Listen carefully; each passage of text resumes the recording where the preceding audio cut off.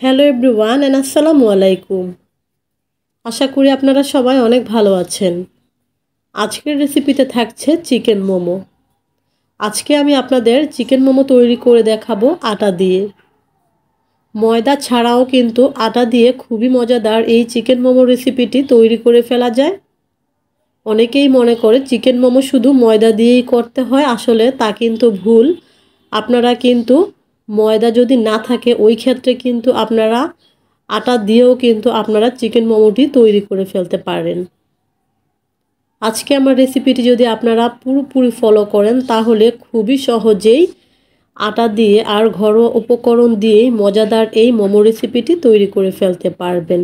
এখানে আমি 2 পিস মুরগির বুকের মাংস খুব ছোট ছোট করে কেটে নিয়েছি, কারণ ছোট করে যদি কেটে না নেয় তাহলে কিন্তু এই মুরগির মাংসগুলোকে কিন্তু ব্লেন্ডার করা যাবে না। তো এর জন্য আমি একটু ছোট ছোট করে এরপর কেটে নিয়েছি আর খুব ভালো করে কিন্তু আমি ধুয়ে পানিটা ঝরিয়ে নিয়েছি। এখানে কিন্তু কোনো পানি থাকা যাবে না, সেজন্য পানিটা ঝরিয়ে নিয়েছি। তো দেখতেই পারছেন মুরগির মাংসগুলোকে কিন্তু আমি ব্লেন্ড করে কিমা তৈরি করে নিয়েছি। এরপর আমি এখানে দিয়ে দিলাম 2 চামচ সয়া সস। তো এরপর আমি এখানে দিয়ে দিলাম 2টা পেঁয়াজ কুচি। আরও আমি এখানে দিয়ে দিচ্ছি কিছু কাঁচামরিচ কুচি। কাঁচামরিচের পরিমাণটা আমি একটু বেশি দিলাম, কারণ একটু ঝাল ঝাল খেতেই ভালো লাগে। দিয়ে দিলাম আদা আর রসুনের পেস্ট 1 চামচ। আরও দিয়ে দিলাম আমি এখানে গোলমরিচের গুঁড়া 1/2 চামচের মতো। এবার কিন্তু সব কিছু খুব ভালো করে মিশিয়ে নিতে হবে। আপনারা কিন্তু ব্লেন্ডারের পরিবর্তে কিন্তু পাটায়ও কিন্তু বেটে নিতে পারেন এই মুরগির মাংসগুলোকে। তাছাড়াও কিন্তু আপনারা ছুরি দিয়ে একদম কুচি কুচি করেও কিমাটা তৈরি করে ফেলতে পারেন। এরপর আমি এখানে দিয়ে দিলাম পরিমাণ মতো লবণ। যেহেতু সয়া সস দিয়েছি লবণের পরিমাণটা একটু চেক করেই দিবেন। আরও দিয়ে দিলাম এখানে আমি গরম করে রাখা সয়াবিন তেল। তেলটাকে আমি গরম করে তারপর এর মধ্যে দিয়ে দিয়েছি। অবশ্যই কিন্তু এখানে তেলটাকে কিন্তু গরম করে দিবেন। তো এরপর আবারও আমি খুব ভালো করে মিশিয়ে নিয়েছি। এই পর্যায়ে মোমোর পুরটা কিন্তু রেডি হয়ে গিয়েছে। এখন আমি মোমো তৈরি করার জন্য আটা দিয়ে ডোটা তৈরি করে নিব। আমি কিন্তু আজকে আপনাদের আটা দিয়ে মোমোর ডোটা তৈরি করে দেখাচ্ছি, কারণটা হলো অনেক সময় কিন্তু আমাদের বাসায় ময়দাটা থাকে না, তো মোমো খেতে ইচ্ছে করে তখন কিন্তু আমরা আটা দিয়ে কিন্তু তৈরি করে ফেলতে পারি। আর আটাটা কিন্তু অ্যাভেলেবেল সবার ঘরেই কিন্তু থাকে, যেহেতু আমরা নাস্তার টাইমে রুটি পরোটা খাই, তো সেজন্যই কিন্তু আটা দিয়ে তৈরি করে দেখাচ্ছি আপনাদের। এখানে আমি পরিমাণ মতো লবণ দিয়ে দিয়েছি। আরও দিয়ে দিলাম আমি 2 চামচ পরিমাণ সয়াবিন তেল। এরপর তেলের সাথে খুব ভালো করে আটাটাকে কিন্তু হাতের সাহায্যে এরকম করে মেখে নিতে হবে। মানে তেল, লবণ আর আটাটা একসাথে খুব ভালো করে মিশিয়ে নেবার পর তারপর এখানে অল্প অল্প পরিমাণ পানি দিয়ে ডোটা তৈরি করে ফেলতে হবে। একেবারে কিন্তু পানিটা দেওয়া যাবে না, ওই ক্ষেত্রে কিন্তু নরম হয়ে যাবার সম্ভাবনা থাকবে। সেজন্য অল্প অল্প করে পানি দিয়ে শক্ত একটা ডো তৈরি করে নিতে হবে। আর মোমোর ডোটা কিন্তু একটু শক্ত করে নেওয়াটাই কিন্তু ভালো। একটু নরম হয়ে গেলে কিন্তু মোমোর শেপটা দিতে একটু কষ্টকর হয়ে যায়। আপনাদের কাছে যদি আমার রেসিপিটি ভালো লাগে অবশ্যই আমার রেসিপিতে একটি লাইক দিবেন আর আমার চ্যানেলটিকে সাবস্ক্রাইব করে আমার পাশে থাকবেন। আর যারা আমার চ্যানেলটিকে সাবস্ক্রাইব করেছেন তাদের সবাইকে অসংখ্য ধন্যবাদ। তো দেখতেই পাচ্ছেন আমি কিন্তু একটা ডো তৈরি করে নিয়েছি। এবার আমি ডোটাকে আবারও হাতের সাহায্যে খুব ভালো করে মথে নিয়ে এরপর আমি এরকম করে লম্বা একটা শেপ দিয়ে তারপর ছুরির সাহায্যে কিন্তু ছোট ছোট করে কেটে নিচ্ছি।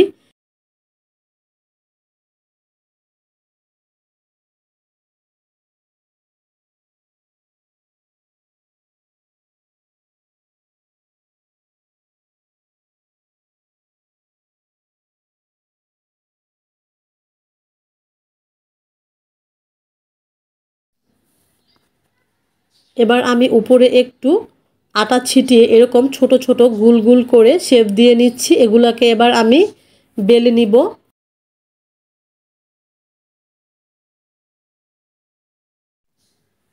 আমি এরকম ছোট করে রুটি বানিয়ে নিয়েছি আর পাতলা পাতলা করে দেখতেই পাচ্ছেন স্কিনে। যত পাতলা করবেন মোমোটা কিন্তু খেতে ততটাই ভালো লাগবে। তো এই পর্যায়ে আমি ছোট এই রুটিটাকে আমি একটা প্লেটের উপরে নিয়েছি। আর মোমোর শেপটা কিন্তু যে যার যার পছন্দ অনুযায়ী দিতে পারবেন, মানে অনেক রকমের শেপই কিন্তু দেওয়া যায়। তো এবার আমি রুটিটার উপরে 1 চামচ পরিমাণ চিকেনের পুরটা প্রথমেই দিয়ে দিলাম। দিয়ে এবার আমি মোমোর একটা শেপ তৈরি করে নিব। তো দেখতেই পাচ্ছেন আমি একটা প্লেটের উপরে নিয়েছি, এটাকে আমি ঘুরিয়ে ঘুরিয়ে তৈরি করে নিব। প্রথমেই কিন্তু আমি একটা কুচি দিয়েছি, আমরা শাড়ির ভাঁজ যেরকম দেই ওরকম কিন্তু আমি ঘুরিয়ে ঘুরিয়ে প্লেটটাকে এরকম কুচি কুচি করে নিচ্ছি। এক হাতে কিন্তু আমি ধরেছি আর আরেক হাতে কিন্তু আমি এরকম একটি একটি করে কিন্তু ভাঁজ করে দিচ্ছি। এটা কিন্তু আপনারা স্ক্রিনে দেখতেই পারছেন, খুব সহজেই কিন্তু তৈরি করে ফেলা যাবে। আর প্লেটের উপরে রাখার সুবিধাটা হলো এটাকে আমরা ঘুরিয়ে ঘুরিয়ে শেপটা তৈরি করে নিতে পারবো। মানে যারা নতুন তাদের জন্য কিন্তু আমি এই পদ্ধতিতে মোমোটা তৈরি করে দেখালাম। অনেকেই কিন্তু হাতের উপরে নিয়েও কিন্তু করে। এবার আপনারা চাইলে কিন্তু মাঝখানে এরকম করে ফাঁকা রাখতে পারেন, কিন্তু আমি এই মাঝখানটা বন্ধ করে দিব। এটা আপনাদের পছন্দ অনুযায়ী আপনারা করে নিতে পারেন। কেউ কেউ চাইলে কিন্তু মুখটা খোলাও রাখতে পারেন, আবার কেউ চাইলে এরকম মুখটা বন্ধ করে দিতে পারেন। মানে মোমোর কিন্তু বিভিন্ন রকমের শেপ হয়, আপনাদের পছন্দ মতো আপনারা দিয়ে নেবেন।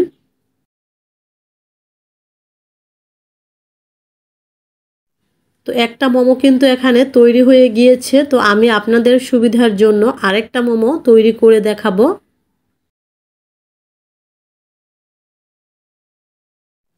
একইভাবে কিন্তু আপনারা কিন্তু মুরগির মাংসর পরিবর্তে গরুর মাংস দিয়েও কিন্তু এইভাবে মোমো তৈরি করে নিতে পারেন। তাছাড়া যদি আপনারা কোনো প্রকার মাংস দিয়ে করতে না চান, ঝটপট সবজি দিয়ে করতে চান, আপনারা কিন্তু সেম প্রসেসেই কিন্তু আপনারা কয়েক রকমের সবজি নিয়ে এরকম করে মোমো তৈরি করে ফেলতে পারবেন। আরেকটা কিন্তু মোমো আমি এখানে তৈরি করে ফেলেছি। তো এবার আমি এগুলোকে ভাপ দিয়ে নিব। আর আজকের মোমোগুলো কিন্তু আমি ভাপ দিয়ে নিব রাইস কুকারে। তো এখানে আমি রাইস কুকারের এরকম একটা পাত্র নিয়েছি। রাইস কুকারের সাথে কিন্তু এরকম পাত্র থাকে, এটা আমরা সবাই জানি। তো এর মধ্যে আমি এরকম একটু তেল ব্রাশ করে নিয়েছি। তেলটা কিন্তু আমি হাতের সাহায্যেই এরকম করে ব্রাশ করে দিয়েছি।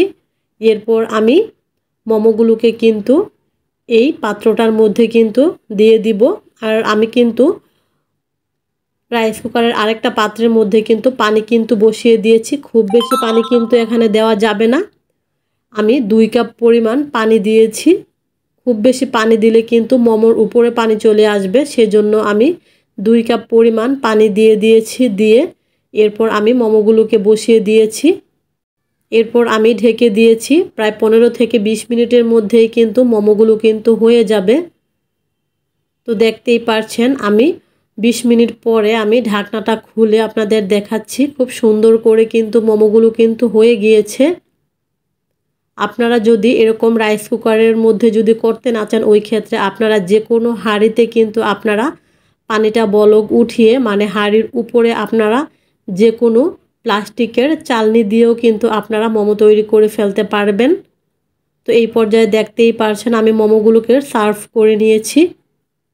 দেখতে কিন্তু মাশাল্লাহ অনেক সুন্দর হয়েছে, আর খেতে তো মাশাল্লাহ আরও বেশি ভালো হয়েছিল। আপনারা অবশ্যই আটা দিয়ে এইভাবে একবার হলেও মোমোর রেসিপিটি ট্রাই করবেন। আশা করি আপনাদের কাছে খুবই ভালো লাগবে।